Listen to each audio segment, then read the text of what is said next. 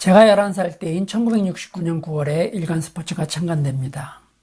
1972년 1월 1일부터 그곳에 연재된 고우영의 임꺽정은 어른들의 욕망에 불을 지르며 성인 국화의 시대를 열었는데요. 1년 후 73년 임꺽정은 수호지로 바통을 이어 연재됩니다. 수호지는 커다란 토끼 이빨을 한 한없이 얕잡아 보이는 무대와 농염한 자태로 흐느적거리듯 묘사된 무대의 척 방금년이 등장하며 독자들의 관심을 끌더니 원작의 진지함에 고우영 특유의 비틀기가 버무려지자 순식간에 장안의 화제를 불러 모읍니다. 그리고 73년 중반 연재물을 묶어 성인 만화란 띠를 한 사륙배판에 50페이지짜리 공책 모양을 닮은 만화책이 신문 가판대에 걸렸는데요. 이것이 불티나게 팔리자 기회를 놓칠 리 없는 출판사는 성인 만화라는 이름하에 연재물이 아닌 애초부터 단행본으로 만들어진 만화를 우죽순으로 쏟아내기 시작합니다. 74년에는 주간여성의 강철수의 사랑의 낙서가 연재되는데요. 청바지와 통기타로 대변되는 청춘 문화를 강철수는 솔직하고 직설적인 입담을 주무기로 만화를 그려냄으로써 삽시간에 출판시장의 다크호스로 등장합니다. 극화란 인간의 욕망과 갈등을 좀 더 폭력적이고 자극적으로 묘사한 만화를 말하는데요. 김일성의 침실, 주목천하, 여관천 마타하리 등 70년대 가판대 만화에는 성욕과 야망, 깡패, 배신, 폭력, 호스티스 등 그동안 억눌려왔던 소재를 다룸에 있어 감동은 없고 퇴폐적이며 자극만 살아있는 매우 민망한 내용들이 많았다고 합니다.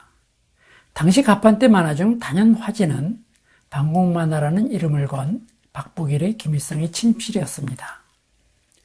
왠지 엄청 야한 그림과 내용이 들어있을 것 같은 호기심을 불러일으키는 제목과 표지는 성인 만화는 야한 만화다 라는 프레임을 대중에게 고착화시켰습니다.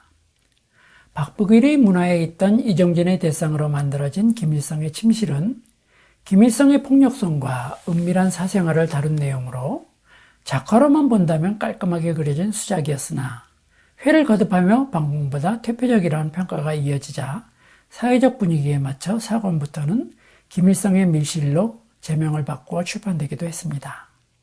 박북일은 자신의 만화를 직접 출판하며 잠시 동안이었지만 승승장구합니다.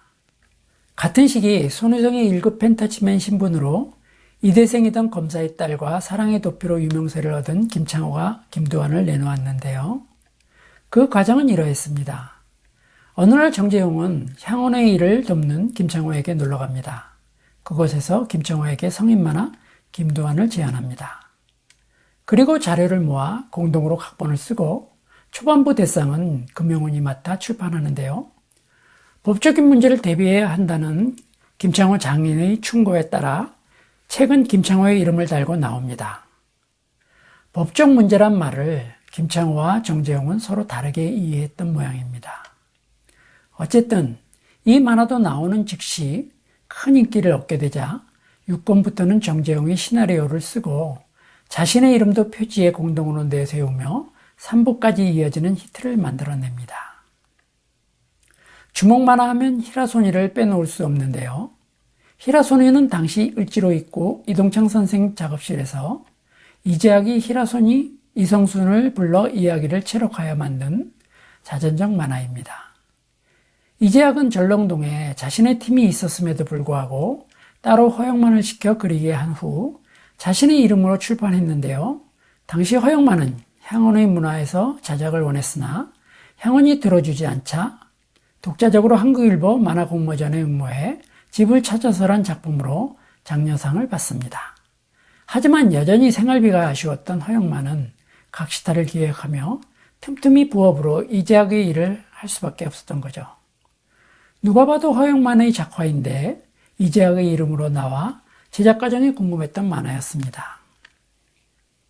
물론 이 경험을 바탕으로 허영만은 검은 가죽 자켓의 보디가드가 등장하는 갓 hen즈라는 액션물을 내놓기도 했지만 그때는 이미 사회적 여론에 성인 만화가 사라져가는 시기였습니다. 김철호가 앞부분을 그린 주목천하, 유지광 등은 일본 만화를 트레이싱했던 향수 박옥환이 향수 프로덕션이라는 이름으로 주변 작가들을 모아 자체 출판한 만화입니다. 당시 정치 깡패가 등장하는 이런 류의 만화가 인기가 높았던 이유는 가장 가까운 근현대사이기도 했지만 소설이나 방송에서 협객이란 이름으로 깡패들의 이름이 오르내리고 있었던 터라 독자들의 관심이 쏠려있던 까닭이 아니었을까 생각해 봅니다. 양정기의 어느 사랑 이야기도 큰 사랑을 받았습니다. 이만희 감독의 만추에서 모티브를 얻은 어느 사랑의 이야기는 지금 보아도 작가가 뛰어난 작품으로 잊을 수 없는 사랑 이야기를 회상 형식으로 풀어간 옴니버스 시리즈입니다. 제목과 표지화를 보면 아름다운 순애보가 기대되지만 담겨진 내용은 처절하게 사랑하다 배신당한 여인의 이야기가 주 테마를 이루는 복수극입니다. 이상무의 감정을 흔드는 연인들의 쌉싸름한 러브스토리 사랑의 일기와 10만 개의 인생 역마차처럼 뒷골목의 여인들의 삶을 다룬 다양한 만화가 출판되었습니다. 개인적으로 당시 성인 만화를 생각하면 떠오르는 두 편의 만화가 있는데요. 김민의 인간 제로지대와 한의작의 고독한 형사입니다. 인간 제로지대는 김민이 80년대에 발표한 제로지대의 성인 버전이라 할 수 있는데요. 그림은 황제가 그린 걸로 알려져 있습니다. 일권의 내용과 김민이 서문에서 밝힌 글에 의하면 제1유학생 오하라와 일본인 스승의 딸과의 가슴 에이는 사랑 이야기를 바탕으로 전쟁에 휘말린 오하라의 인간으로 살기 위한 고뇌와 등장인물 각자의 입장에 따라 드러나는 인간 군상에 대한 이야기를 예고했는데요. 피천득의 인연에서 느꼈던 애틋함과 고미가와 준페이의 소설 인간의 조건을 연상시키는 작품으로 김민의 역량으로 보아 수작이 나올 것임에 믿어 의심치 않던 작품이었습니다. 그러나 아쉽게도 일본 이후 후속편을 볼 수 없었습니다. 한의작이 이뭉순과 만나기 전에 그린 고독한 형사는 한재영이라는 한의작의 또 다른 필명으로 발표한 형사물로 절친의 끈질긴 권유와 당시 TV로 방영된 피터 포크의 형사 콜럼보가 큰 인기를 얻는 것을 보고 기획되었다고 합니다. 미국을 무대로 미국식 감정으로 그려낸 고독한 형사는 그림으로 보여지는 연출과 분위기가 좋았던 만화였으나 이것도 아쉽게 이권에서 마감됩니다. 중단된 이유에 대해 한의작은 스토리가 너무 늦게 나와 포기했다고 합니다. 1973년에서 77년까지 출판된 성인 만화 목록을 몇 작품 살펴보면 고우영의 임꺽정, 수호지, 일지매, 강철수의 사랑의 낙서, 김초로의 이소룡의 혈투, 허영만의 어머니께 이 영광을, 정한기의 삼국지, 김종래의 고담춘추, 암행어사, 박기정의 도전자 2 등이 있습니다. 작가면에서도 60년대 아동 만화에 비해 뛰어났으며 소재의 폭도 한층 넓어진 것을 볼 수 있는데요.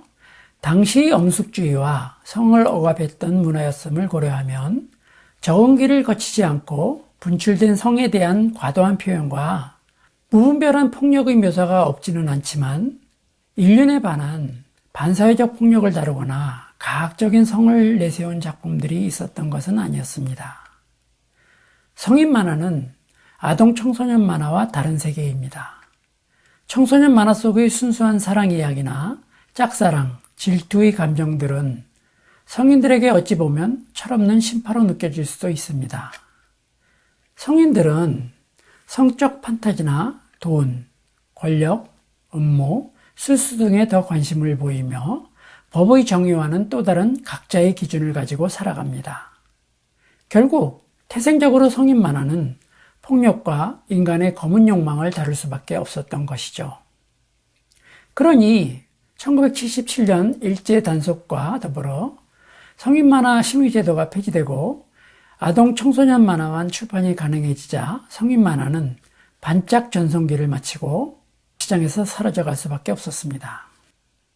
우리가 70년대 성인 만화를 저질 폭력으로 기억하는 이유는 앞서 언급한 김일성의 침실에서 만들어진 프레임 때문이기도 하겠지만 돌이켜 생각해보면 박정희 정권이 사회정화를 위한다는 명목 하에 창작의 자유에 반하는 지나친 규제와 언론을 동원해 부정적 통념을 만들어 만화를 저급한 문화로 낙인 찍은 결과라 생각되어집니다.